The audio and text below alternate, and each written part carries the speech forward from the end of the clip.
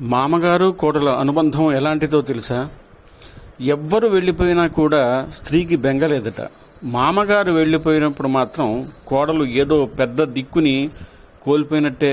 ఎందుకో తెలుసా అండి? నా కోడలు సంతోషంగా ఉందా, ఆనందంగా ఉందా అని అంత తాపత్రయపడతాడట మామగారు. అందుకే కొడుకు తన కోడల్ని చిన్న మాట అని బాధ పెట్టినా తండ్రి కొడుకుని మందలిస్తాడు. కోడలు కంటి నీరు పెట్టకూడదని. కోడలు బాధపడితే ఇక ఆ రోజంతా దిగులు పడతాడు. అప్పటి వరకు ఇంట్లో ఏమున్నాయో కూతురికి చెప్తాడు, కానీ ఆ తర్వాత ఇంటి తాళాలు కోడలికి ఇచ్చేస్తాడు. అమ్మాయి, కోడల పిల్ల, మా ఇంటి మహాలక్ష్మి అని ముద్దుగా పిలుచుకుంటాడు మామగారు.